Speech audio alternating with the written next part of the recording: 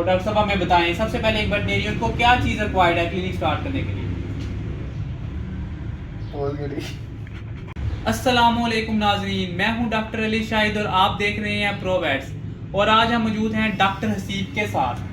हसीब, आपका क्या हाल है? अल्हम्दुलिल्लाह। आप सुनाएं कैसे हैं? अल्लाह का शुक्र, ठीक ठाक। काम कैसा जा रहा है आपका? बेहतरीन, अल्लाह का बहुत करम है डॉक्टर साहब। आज हम डॉक्टर साहब से पूछेंगे कि एक क्लिनिक स्टार्ट करना हो, एक वेटनेरियन को क्लिनिक स्टार्ट करना हो तो उसके लिए क्या रिक्वायरमेंट्स होती हैं।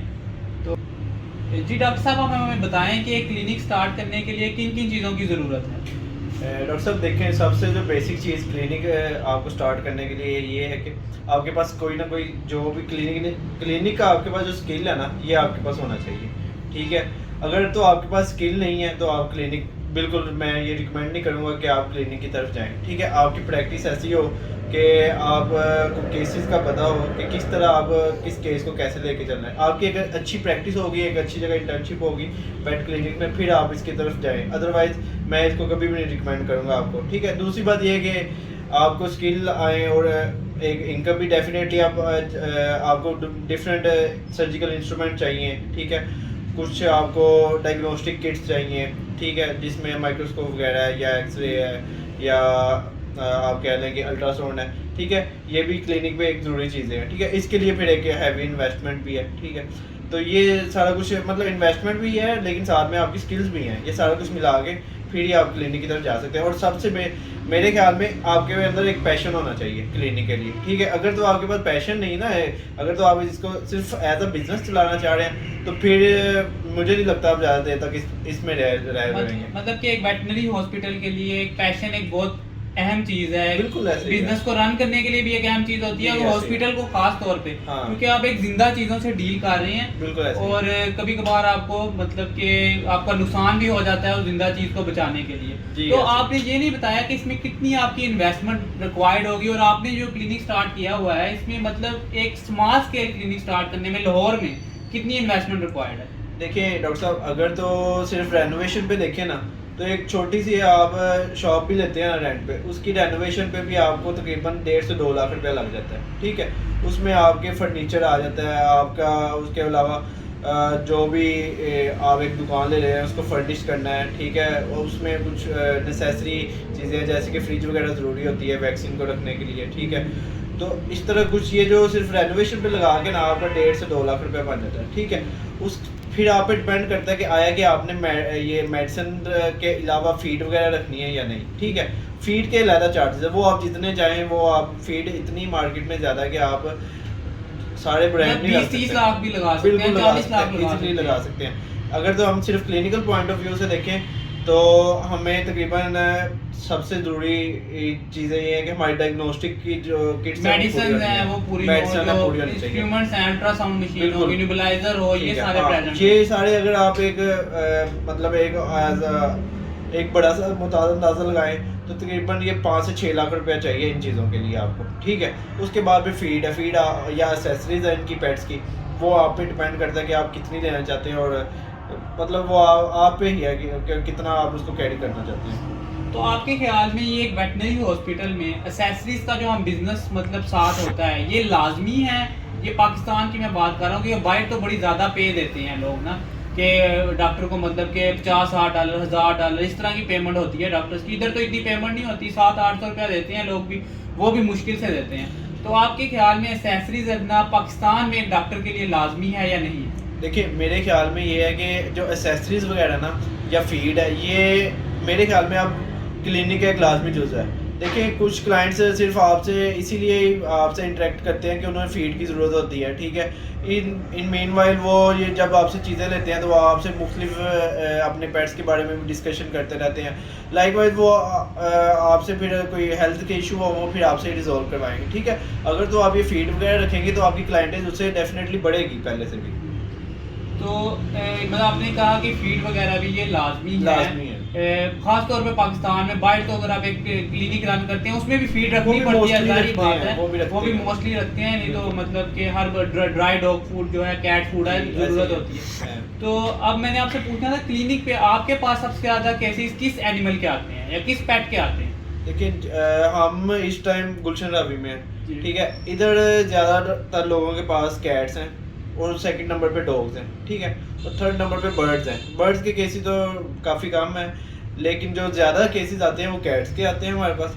उसके बाद फिर डॉग्स के केसेस हैं, ठीक है। और ज़्यादा अभी तक जो आ रहे हैं वायरल केसेस आ रहे हैं, वो भी देखा यह जाता है कि लोग वैक्सीन का इधर बहुत कम रुझान है, जिसकी वजह से वायरल केसेस ज़्यादा आते हैं, और वो भी कैट्स के।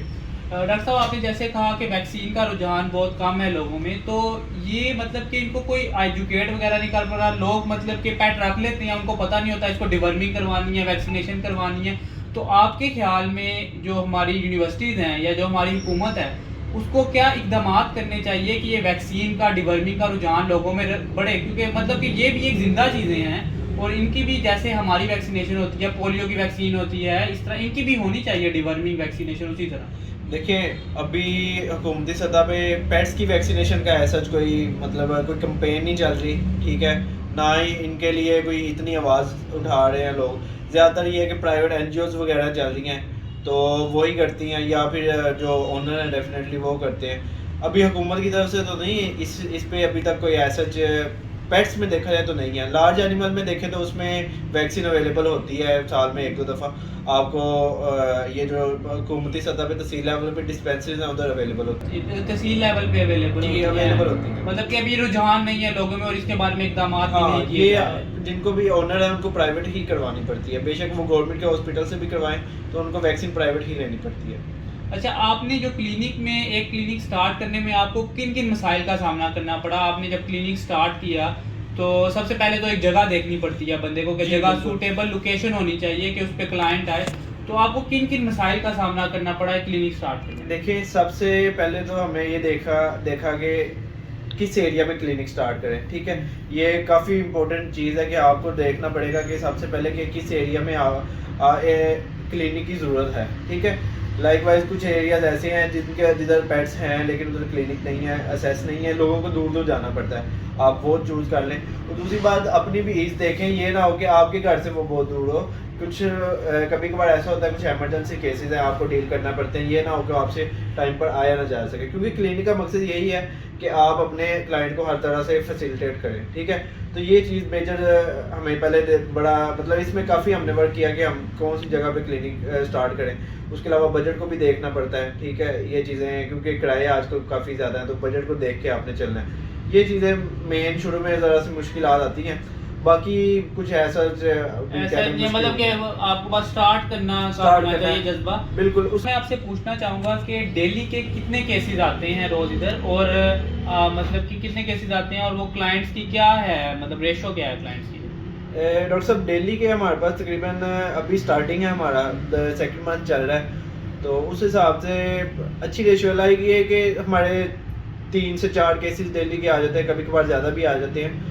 तो ये तो नॉर्मल केसेस है। उसके अलावा सर्जरीज भी ऑन एंड ऑफ आती रहती हैं हमारे पास, स्पेइंग न्यूट्रिंग वगैरह। उसके अलावा दूसरी सर्जरीज भी हम कर रहे हैं, ठीक है। डेंटल स्केलिंग वगैरह भी हम कर रहे हैं। तो ये है कि ऑन एंड ऑफ है। ग्रूमिंग भी डेफिनेटली हम ग्रूमिंग भी कर रहे हैं। अब तो सीज़न आ रहा है, और बाथिंग वगैरह भी हम करते हैं। मेडिकेटेड बाथ है, ग्रूमिंग है, इनकी ट्रिमिंग है, सारा कुछ हम फैसिलिटेट कर रहे हैं अपने क्लाइंट को। डॉक्टर साहब, मैं आपसे एक सवाल पूछना चाह रहा हूँ कि जो हमारे यंग ग्रेजुएट्स हैं उनको क्लिनिक के अलावा कौन सा बिजनेस करना चाहिए? क्योंकि क्लिनिक में शुरू में कोई भी बिजनेस है, शुरू में मतलब उसकी एक अमाउंट होती है जो मिलती है, वो लॉस में भी जा सकता है। तो क्लिनिक के साथ जो क्लिनिक के रिलेटेड बिजनेस है वो कौन सा स्टार्ट कर सकते हैं? मतलब आप चाह रहे हैं कि क्लिनिक भी करें, साथ में कोई और काम भी करें, इससे रिलेटेड हो, क्लिनिक से, इस फील्ड से रिलेटेड हो। अच्छा, देखिए डॉक्टर साहब, मैं तो रिकमेंड यही करूँगा कि एक पहले तो आपको जिसने भी क्लिनिक करना है ना, उसे पता हो कि भाई मैंने वाकई क्लिनिक करना है। हमारा सबसे बड़ा अलमिया यही कि 10th सेमेस्टर में हम इंटर्नशिप भी कर रहे होते हैं कई दफ़ा, कि ऐसी जगह पे इंटर्नशिप कर रहे होते हैं जिसका क्लिनिक से कोई लिंक ही नहीं है, ठीक है। और हमें एंड तक ये नहीं पता होता कि हमने क्लिनिक करना है या फिर हमने कोई और जॉब करनी है।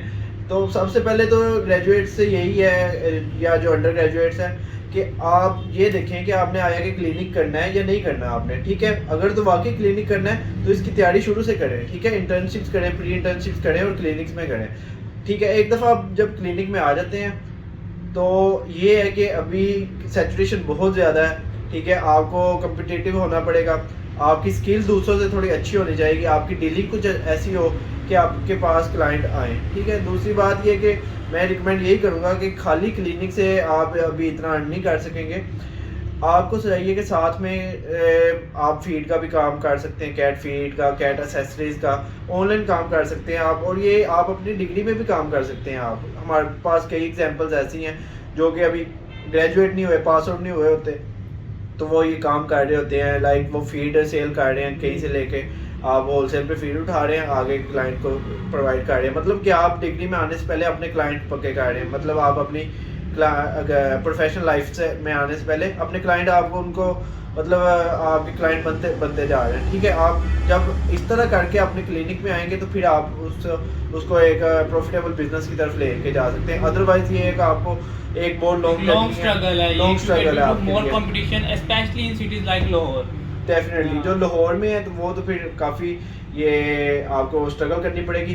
दूसरे इलाकों में ये कि दूसरे इलाकों में कंपटीशन तो नहीं है, लेकिन अवाम अभी पेइंग भी इतनी नहीं है। ठीक है, जहाँ वहाँ पेइंग है वहाँ स्ट्रगल आपको करनी पड़ेगी। ठीक है, ठीक हो गया, चाय ठंडी हो गई है। बहुत बहुत शुक्रिया बहुत बहुत शुक्रिया डॉक्टर साहब। अब माशाल्लाह से इस तरह की डिस्कशन जो है वेटनरी के हवाले से हमारी चलती रहेगी, और अब हम चाय पीने चलते हैं, और अल्लाह हाफिज़।